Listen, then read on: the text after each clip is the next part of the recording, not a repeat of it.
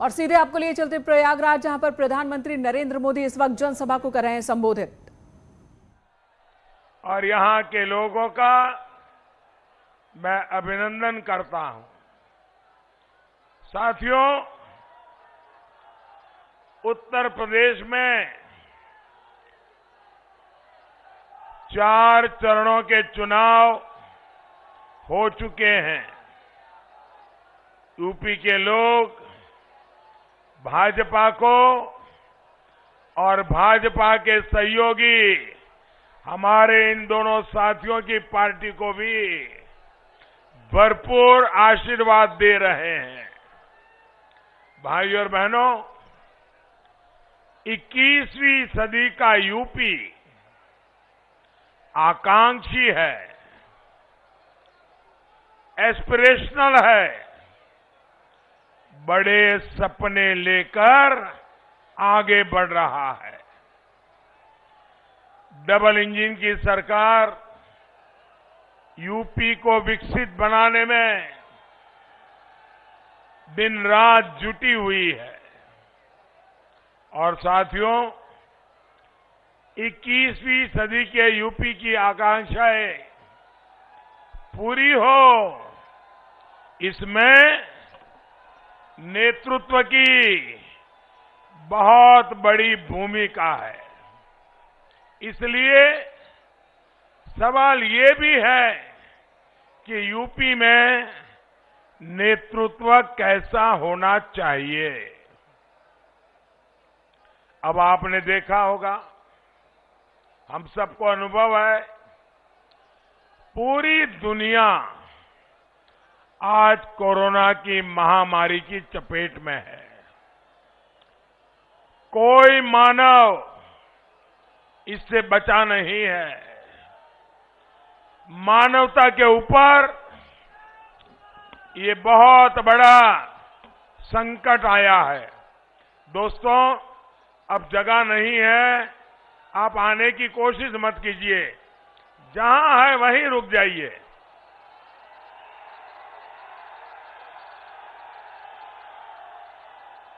आपका प्यार, आपके आशीर्वाद के लिए मैं आपका बहुत आभारी हूं। भाइयों बहनों, योगी जी के नेतृत्व में इस क्षेत्र के सपूत मेरे परम मित्र केशव प्रसाद मौर्य जी ने यहां दिन रात एक कर दिया। अब आप देखिए, एक तरफ तो योगी जी हैं, केशव प्रसाद है, संजय जी है, अनुप्रिया जी है, और दूसरी तरफ कैसा नेतृत्व है? दूसरी तरफ ऐसे लोग हैं जिन्होंने वैक्सीन को लेकर अफवाहें फैलाई, लोगों को गलत रास्ते पर ले जाने की कोशिश की। जो लोग अपने राजनीतिक स्वार्थ के लिए निर्दोष नागरिकों को गुमराह करे, क्या ऐसे नेता यूपी को चलेगा क्या? ऐसा नेता चलेगा क्या? भाइयों और बहनों, प्रयागराज की प्रतिष्ठा यहां के बुद्धिजीवी लोगों, यहां की संस्कृति, साहित्य और कला प्रेम से भी है। आप सभी प्रबुद्ध लोग इस बात से तो परिचित है कि बदली विश्व व्यवस्था में भारत का मजबूत होना कितना जरूरी है। और मजबूत भारत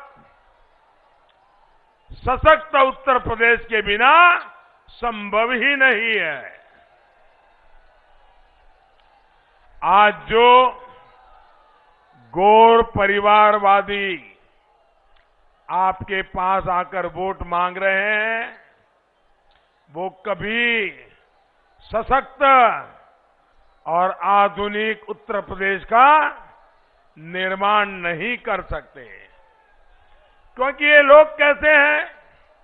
ये ऐसे लोग हैं जो अफवाहवादी है, ये ऐसे लोग हैं जो पलायनवादी है। इतना ही नहीं, ये ऐसे लोग हैं जो घोर अंधविश्वासी भी हैं। क्या किसी अंधविश्वासी को उत्तर प्रदेश का नौजवान स्वीकार कर सकता है? कर सकता है? ये कैसे लोग हैं? उनका अंधविश्वास कैसा है? कुर्सी न चली जाए इसके लिए ये लोग नोएडा नहीं जाते, बिजनौर नहीं जाते। क्या ये उत्तर प्रदेश के लोगों का अपमान है कि नहीं है? अपमान है कि नहीं भैया? बिजनौर से जो टैक्स आता है उसमें तो मलाई मारने को तैयार, नोएडा से जो टैक्स आता है उसमें मलाई मारने को तैयार, लेकिन वहां के लोगों को मिलके जाना, उनके सुख दुख पूछना, उसमें अंधविश्वास आड़े आ जाए। क्या ऐसे लोग उत्तर प्रदेश का भला कर सकते हैं? आधुनिक उत्तर प्रदेश बना सकते हैं? 21वीं सदी के आधुनिक होते उत्तर प्रदेश को ऐसा नेतृत्व कभी भी मंजूर नहीं हो सकता। ये लोग क्या कभी यूपी के युवा का, यहां के नौजवान का, उनका सोच क्या है, उनका मन क्या है, क्या ये अंधविश्वासी लोग समझ सकते हैं? समझ सकते हैं? आप मुझे बताइए, जिनकी सोच ऐसी हो वो यूपी को आधुनिक बना पाएंगे? यूपी का भला कर पाएंगे? नौजवानों को समझ पाएंगे? भाइयों और बहनों, जब मैं किसी भी पद पर नहीं था और पार्टी का एक छोटा सा कार्यकर्ता था और पार्टी के काम के लिए हिंदुस्तान भर में भ्रमण करता था और मुझे अक्सर प्रयागराज आना होता था। एक तो यहां की यूनिवर्सिटी का गौरव और दूसरा यहां के होनहार छात्र छात्राएं।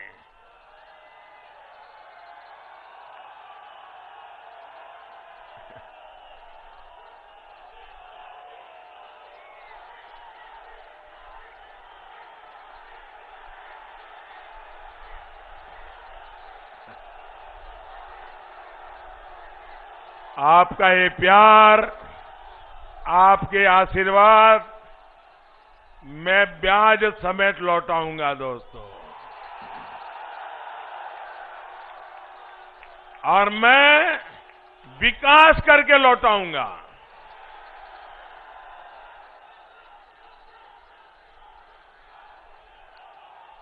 प्रयागराज एक तरह से मेधावी युवाओं का भी संगम है, लेकिन 2017 के पहले की सरकारों ने यहां की प्रतिष्ठा को खूब ठेस पहुंचाई दोस्तों। पूरे प्रदेश, पूरे देश से जो युवा यहां आते हैं उनसे इन गौर परिवारवादियों ने छल किया है, छल किया है। आप भी जानते हैं कि नौकरी के नाम पर पिछली सरकारों के आयोग में बैठे लोग किस क्वालिफिकेशन को जरूरी मानते थे? इनके लिए योग्यता की अहमियत नहीं, बल्कि सिफारिश, जातिवाद, क्षेत्रवाद और नोटों के बंडल, यही सब कुछ था। इन लोगों ने अपने कारोबारियों को, आयोगों की जिम्मेदार पदों पर बिठाकर जो खेल खेला, उसने कितनी ही युवाओं की जिंदगियां तबाह कर दी, होनहार युवाओं की। आज ये लोग नौकरी के नाम पर फिर उत्तर प्रदेश के युवाओं को धोखा दे रहे हैं, धोखा। भाइयों बहनों, सच्चाई ये है कि इन लोगों ने अपने 10 साल के शासन में सिर्फ 2 लाख लोगों को सरकारी नौकरी दी, और वो भी भाई भतीजावाद, जातिवाद, पैसों के बंडल। जबकि योगी जी की सरकार ने अपने 5 साल में उन्होंने 10 साल में 2 लाख, और योगी जी ने 5 साल में 5 लाख नौजवानों को सरकारी नौकरी दी। और ये नौकरियों में भी सिफारिश का रास्ता नहीं, भ्रष्टाचार का रास्ता नहीं, जातिवाद का रास्ता नहीं, भाई भतीजेवाद का रास्ता नहीं, पूरी तरह पारदर्शिता के साथ गरीब के बेटे बेटी को भी रोजगार देने का काम किया। साथियों, हमारी सरकार ने युवाओं की दिक्कत को समझना, उनकी परेशानियों को दूर करने का ईमानदारी से प्रयास किया है। पहले उत्तर प्रदेश में पीसीएस की परीक्षा का सिलेबस और यूपीएससी का सिलेबस अलग अलग होता था, और इसके कारण क्या होता था, छात्र छात्राएं इन दोनों परीक्षाओं की अलग अलग तैयारी करते थे।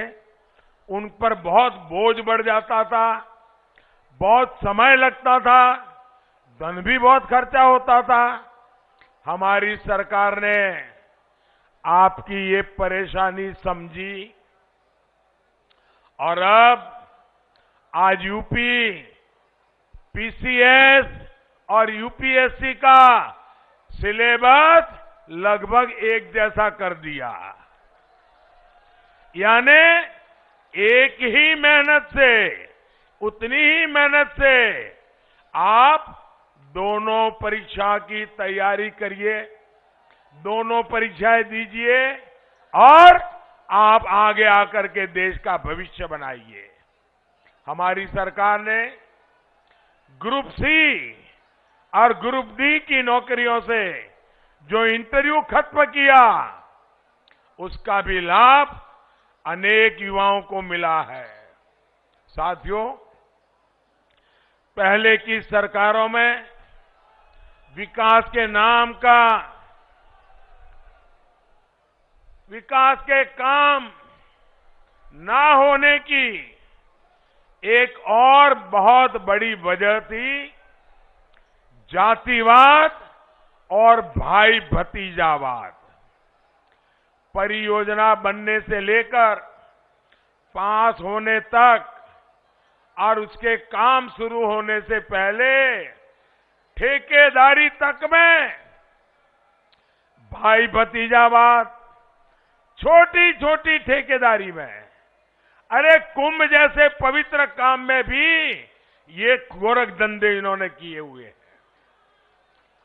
गौर परिवादियों के करीबियों को ही ज्यादातर सरकारी परियोजनाओं के ठेके दिए जाते थे। कहीं पानी की पाइपलाइन बिछानी है तो ठेका परिवारवादियों के किसी करीबी को मिलता था, कहीं सीवर लाइन बिछानी है तो ठेका उन्हीं के किसी भाई भतीजे को मिलता था, क्योंकि कोई पूछने वाला नहीं होता था। तो ये लोग काम भी घटिया क्वालिटी का करते थे, क्योंकि कोई कार्रवाई नहीं होती थी। इसलिए ये लोग आधा अधूरा काम करके पूरे के पूरे पैसे लेकर के भाग जाते थे।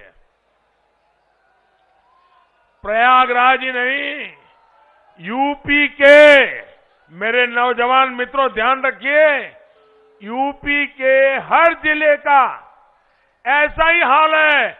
आधे अधूरे काम छोड़ करके भाग गए और पैसे पूरे लेकर के चले गए।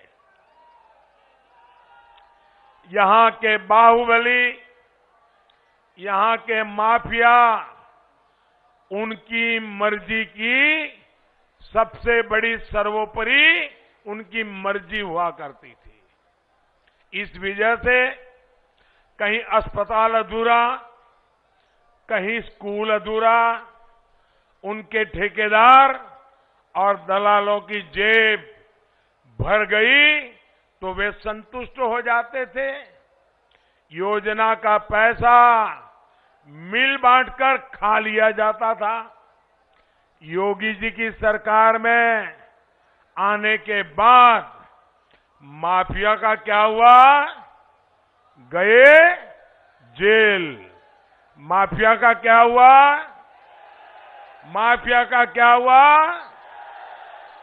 और ठेकेदारी में भी ये जो लोग थे वो भी 5 साल ताले लगा करके बैठ गए हैं, और अगर मौका मिला तो ताला खोद करके वो फिर से ठेकेदारी के लिए आने वाले हैं। क्या ऐसे लोगों को आने देंगे? आने देंगे? माफियाओं को जेल से बाहर आने देंगे? जेल से बाहर आने देंगे? अब पूरी पारदर्शिता के साथ योग्य लोगों को काम दिया जा रहा है। और इन सबसे बड़ा उदाहरण आपने यहां प्रयागराज में कुंभ के दौरान देखा है। योगी जी की सरकार में आप सभी के सहयोग से संपन्न हुए कुंभ के दिव्य और भव्य आयोजन को दुनिया ने सराहा है। कुंभ के मेले पहले भी होते थे, हर बार होते थे, लेकिन कभी उसकी अच्छाइयों के विषय में दुनिया में चर्चा नहीं होती थी। इस बार जो प्रयागराज ने कुंभ किया, योगी जी और केशव जी के नेतृत्व में जो काम हुआ, विश्व की बड़ी बड़ी संस्थाओं ने उस पर स्टडी की। यूनेस्को ने हमारे इस कुंभ की परंपरा को विश्व विरासत का दर्जा दिया। भाइयों, क्या प्रयागराज के हर नागरिक को गौरव होता है कि नहीं होता है? उत्तर प्रदेश के हर नागरिक को गौरव होता है कि नहीं होता है? हर हिंदुस्तानी को गौरव होता है कि नहीं होता है? प्रयागराज में एक कुंभ मेले ने सारी दुनिया की सोच बदल दी। भाइयों, एक काम योगी जी, केशव जी की जोड़ी ने करके दिखाया। जिस तरह पहले की सरकारों ने यूपी के नौजवानों को धोखा दिया, वैसे ही प्रयागराज को भी विकास के लिए तरसा कर रखा। जिन्हें प्रयागराज नाम से ही चीड़ हो, प्रयागराज बोलिए तो इनका कान खड़े हो जाते हैं। प्रयागराज बोलना चाहिए नहीं बोलना चाहिए? भाई, प्रयागराज बोलने से आपको गर्व होता है कि नहीं होता है?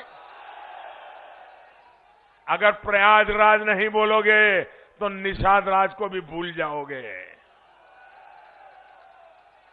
भाइयों बहनों, जिनको प्रयागराज ये नाम से नफरत हो, वो क्या प्रयागराज का विकास करेंगे? क्या आपकी इच्छाएं पूरी करेंगे? क्या आपकी आवश्यकताएं पूरी करेंगे? क्या भाइयों बहनों,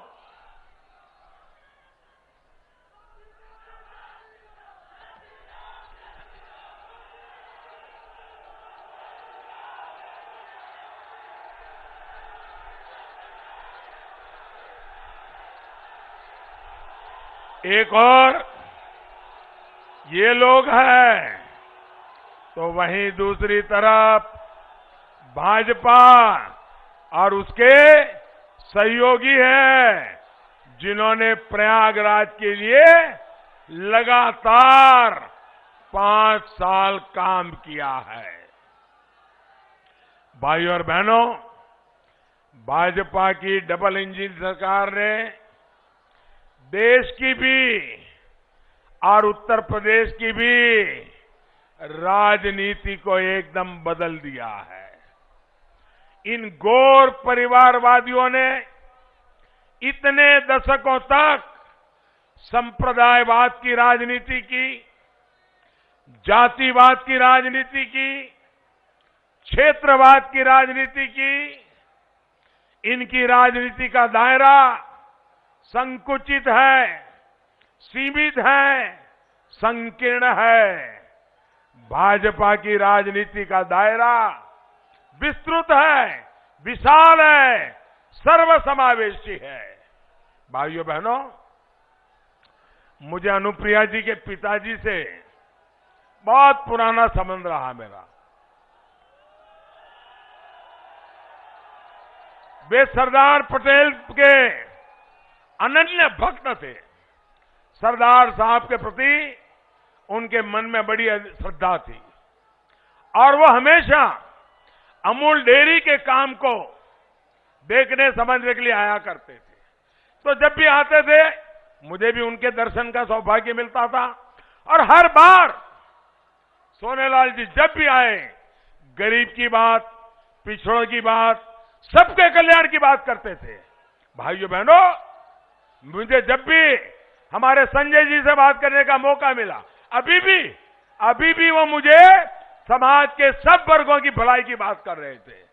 भाइयों बहनों, भाजपा की राजनीति का दायरा विस्तृत है, विशाल है और जैसे अभी अनुप्रिया जी बता रही थी, सर्वसमावेशी है। इसलिए चुनाव परिणाम आने के बाद चुनाव आयोग को इन लोगों ने शुरू कर दिया है। मुझे किसी ने मैसेज दिया, बड़ा मजेदार मैसेज दिया। वो यहां की राजनीति को बराबर जानते हैं। तो उन्होंने मैसेज दिया कि मुझे लगता था कि जब 5वां चरण पूरा हो जाएगा या 6वां चरण पूरा हो जाएगा, इसके बाद ये ईवीएम को गाली देना शुरू करेंगे। लेकिन इस बार तो इन्होंने 4थे चरण में ही सुबह से ही ईवीएम को गाली देना शुरू कर दिया। जो लोग एग्जिट पोल का इंतजार करते हैं ना, मैं उनको कहता हूं एग्जिट पोल का इंतजार मत कीजिए। ये जैसे ही ईवीएम को गाली दे तो समझ लीजिए कि उनका खेल खत्म।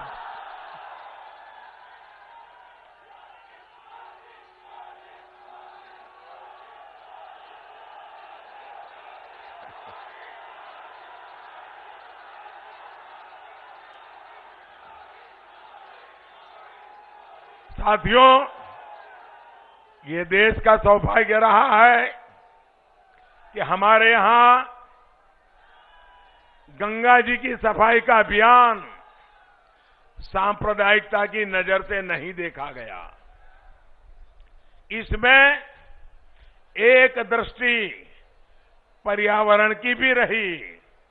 माना गया कि चलिए पर्यावरण से जुड़ा कोई अच्छा काम हो रहा है। सांप्रदायिकता का रंग नहीं रंगा उसे। वैसे ही अयोध्या में हो रहे राम मंदिर के निर्माण को लेकर, काशी में हो रहे कार्यों को लेकर, प्रयागराज में हो रहे कामों को लेकर एक दूसरा पक्ष भी मैं आज देश के सामने रखना चाहता हूं और ये उन लोगों के लिए जानना जरूरी है जो अयोध्या, काशी, मथुरा, प्रयागराज, केदारनाथ, बद्रीनाथ यहां हो रहे सब कामों को सांप्रदायिक नजर से देखते हैं। साथियों, अगर मैं कोरोना से पहले की बात करूं तो 2 साल पहले 2019 में मुस्लिमों के पवित्र स्थान मक्का में 2 करोड़ से ज्यादा लोग हज करने लिए, उम्रा करने के लिए गए थे। इसी तरह ईसाइयों के पवित्र स्थान वेटिकन सिटी में 2 साल पहले 2019 में करीब करीब 1 करोड़ लोग वहां के चर्च और म्यूजियम को और पोप के दर्शन करने के लिए गए थे। इन देशों ने वहां पर आने वाले भक्तों के लिए बेहतरीन सुविधाएं तैयार की है, आधुनिक व्यवस्थाएं बनाई है, लोगों को वहां पर रहने की दिक्कत ना हो, कनेक्टिविटी की परेशानी ना हो, हर तरफ साफ सफाई हो, इसका बहुत ध्यान रखा जाता है। लेकिन भारत में अगर हम उसी दिशा में कुछ काम करें, लोगों की सुविधा की चिंता करें, नागरिकों की भलाई के लिए काम करें, तो इनको वो सांप्रदायिक चश्मों से ही देखने की कोशिश करते हैं। आप खुद देख रहे हैं, काशी विश्वनाथ धाम परियोजना के बाद वहां आने वाले भक्तों की संख्या इतनी बढ़ गई है कि वहां गरीब से गरीब को अब रोजी रोटी के नए अवसर मिल गए हैं। जो आने वाले लोग हैं उनमें आस्था भी है और ये नया परिवर्तन आया उसका कौतूहल भी है। बनारस में जो विकास के काम हो रहे हैं वो काशी और इस क्षेत्र की इकोनॉमी को बदलेंगे। और प्रयागराज के लोग तो हर कुछ साल में देखते हैं कि जब कुंभ का आयोजन होता है तो कैसे उसमें आस्था के साथ आजीविका भी जुड़ जाती है, यहां के अनेक लोगों को रोजी रोटी के अवसर खुल जाते हैं। ऐसे ही बद्रीनाथ, केदारनाथ में विकास कार्यों के बाद वहां भी आने वाले लोगों की संख्या बहुत बढ़ी है। मुझे भी वहां के मुख्यमंत्री बता रहे थे कि कोरोना के पहले केदारनाथ में अब तक जितने लोग आए होंगे प्रति वर्ष उससे ज्यादा डबल संख्या में लोग आना शुरू हुए, तो पूरे उत्तराखंड की इकोनॉमी चल रही है। भाइयों बहनों, जब भक्तों की संख्या बढ़ती है, यात्रियों की संख्या बढ़ती है, टूरिस्टों की संख्या बढ़ती है, तो रोजी रोटी देती है कि नहीं देती है? रोजी रोटी देती है कि नहीं देती है? गरीब से गरीब को काम मिलता है कि नहीं मिलता है? शहर में टैक्सी चलाने वाला हो उसका भी रोजगार बढ़ता है कि नहीं बढ़ता है? रास्ते के किनारे पर जो फूल बेचता है उसके फूल बेचने वाले की भी कमाई बढ़ती है कि नहीं बढ़ती है? जो छोटी छोटी सराय लेता है काम करता है उसको रोजगार मिलता है कि नहीं मिलता है? जो अच्छी होटल चलाते हैं उसको रोजगार मिलता है कि नहीं मिलता है? भाइयों बहनों, जब यात्रियों की संख्या बढ़ती है तो वहां की पूरी रोजी रोटी तेज गति से बढ़ती है। हम जो काम कर रहे हैं पूरा हिंदुस्तान अब उस तरफ आने वाला है और ये सारे स्थान आर्थिक गतिविधि का बहुत बड़ा केंद्र बनने वाला है। और इसलिए हमारी सरकार कनेक्टिविटी पर बहुत जोर दे रही है। और मुझे बताया गया है कि 3 साल के भीतर ही ये जो हमारा प्रयागराज एयरपोर्ट अभी अभी बना, और हमें कम समय में बनाया, समय से पहले बना दिया। प्रयागराज एयरपोर्ट में 10 लाख से ज्यादा यात्रियों की आवाजाही हो चुकी है। भाइयों, लखनऊ और वाराणसी के बाद आज प्रदेश में ये आंकड़ा छूने वाला प्रयागराज हमारा तीसरा एयरपोर्ट बन गया है। साथियों, बात एयरवे कनेक्टिविटी की हो, हाईवे कनेक्टिविटी की हो, वाटरवे कनेक्टिविटी हो या रेलवे कनेक्टिविटी की हो, हम उत्तर प्रदेश के हर हिस्से को जोड़ना चाहते हैं। योगी जी की सरकार इसलिए ही यूपी में आधुनिक एक्सप्रेसवे बनवा रही है, नए एयरपोर्ट्स बनवा रही है। इन विकास कार्यों की गति ना रुके, इसके लिए डबल इंजन की सरकार बननी जरूरी है। और इसलिए आपको बीजेपी को जिताना है, इसलिए आपको अपना दल के हमारे उम्मीदवारों को जिताना है, इसलिए आपको निषाद पार्टी के हमारे उम्मीदवारों को जिताना है। और भूलना नहीं है, पहले मतदान, उसके बाद दूसरा काम। साथियों, मुझे बताइए, ऐसा तो नहीं होगा ना, इतनी बड़ी रैली हो गई, संजय जी का मार्गदर्शन मिल गया, अनुप्रिया जी का मार्गदर्शन मिल गया, मोदी जी भी आ गए, अरे अब तो जीत जाएंगे, सो जाओ, अब सो जाओ। ऐसा नहीं करोगे ना, नहीं करोगे ना, घर घर जाओगे, घर घर जाओगे, घर घर जाओगे, जरा हाथ ऊपर करके बताइए, घर घर जाओगे, मतदाताओं से मिलोगे। अच्छा, मेरा एक काम करोगे, करोगे पक्का? देखिए, मैं चाहता हूं मेरी तरफ से इस क्षेत्र के सभी नागरिकों को मेरा प्रणाम पहुंचाएंगे, पहुंचाएंगे, उनको कहेंगे मोदी जी ने आपको नमस्ते भेजा है, पक्का कहेंगे? देखिए, आप जब उनको कहेंगे ना कि मोदी जी ने आपको प्रणाम भेजा है, ये बात जब पहुंचेगी ना, मुझे बहुत आनंद होगा भाइयों, बहुत आनंद होगा।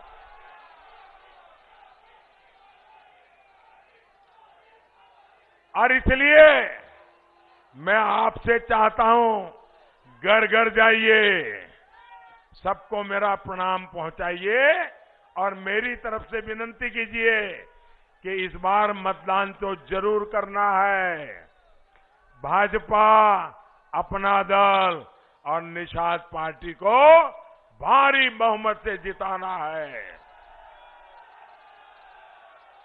सभी उम्मीदवारों से, संजय जी से, अनुप्रिया जी से आग्रह है, जरा आगे आ जाए, मेरे साथ बोलिए, भारत माता की, भारत माता की, भारत माता की।